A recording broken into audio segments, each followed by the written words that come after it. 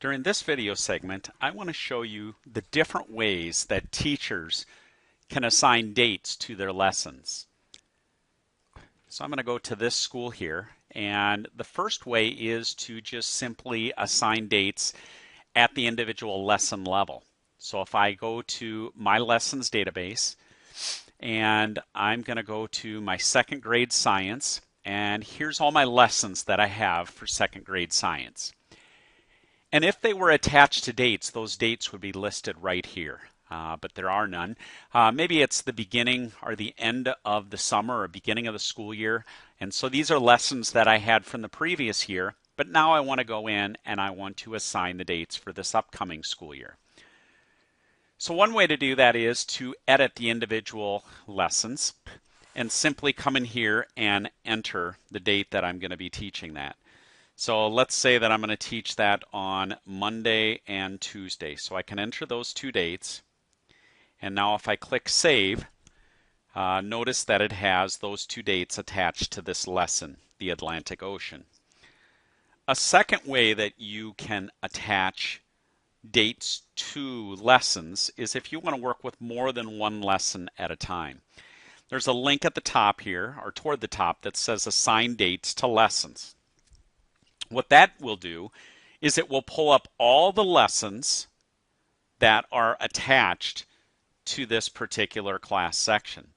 So now I can come in here and I can say, okay, we're going to teach this one on Wednesday, and this one on Thursday, and this one on Friday, and so forth. So I can do that as well. So now notice it added those in. Another way that you can attach dates to the lessons is, let's go back again to the editing. And if you have a lesson that's going to be taught over a fairly long time period, maybe it's going to take 5 or 6 class periods, then instead of clicking to add these in 5 or 6 of these, you can use this date range tool where you can specify the first date and specify the last date. So we're going to start on the 28th and we're going to finish on, let's say, September 7th. And then what you can do is you can fill those dates in, and notice it put in 28, 29, 30, 31, the first, but then notice that there's a gap here, and that's because the second and third are a Saturday and Sunday.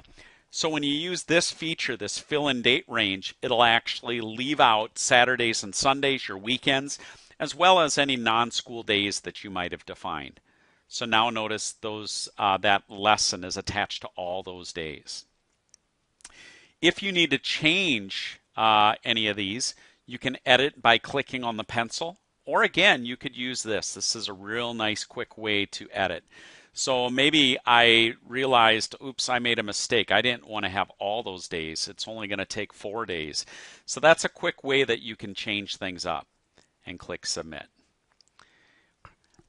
So there's 2 ways to assign dates and edit those dates for lessons in the lesson plan database. If I go to the weekly planner, you can also take care of things there. So notice here's my water cycle. And if I go to the next week, I guess that's where I really started adding them. So notice I can add them in that way. And that is, in the weekly planner, you can click on this paperclip. And what that allows you to do is that allows you to delete lessons out. So I'm going to take out this test lesson here.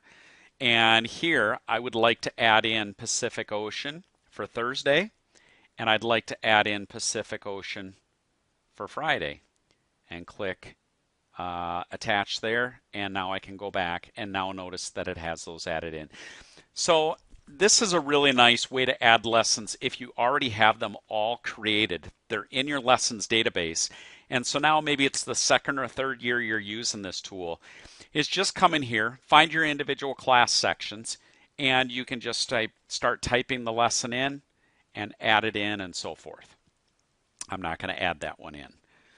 So that is a second way, or a third way, that you can add in lessons to your calendar or attach dates to the lessons themselves. So you can kind of get at it from either way. One other thing that I want to show you is in the class section setup. If your school, or if you as a teacher have been using the lesson planner the previous year, what you can do is you can kind of map what you did for your scope and sequence. What lessons are taught during what, in what order, and for the number of days from the previous year. In other words, if you have all your lessons attached to dates for last year, you can roll those dates over from last year. What it'll ask you to do is specify your first date. So I'd like to take all the lessons from last year, move them over to this year, and our first day of our school year is the 21st this year. And then what it'll do is it'll show you all the lessons for that class, the date they were attached last year, and what date they're going to be this year.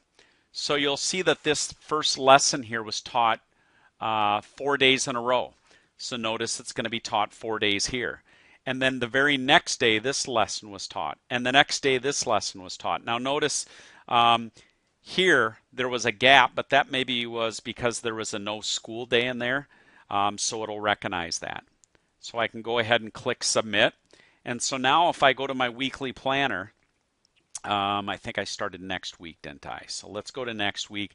And now notice it pulled in the ceramics lessons. So they're the same as what I had the year before.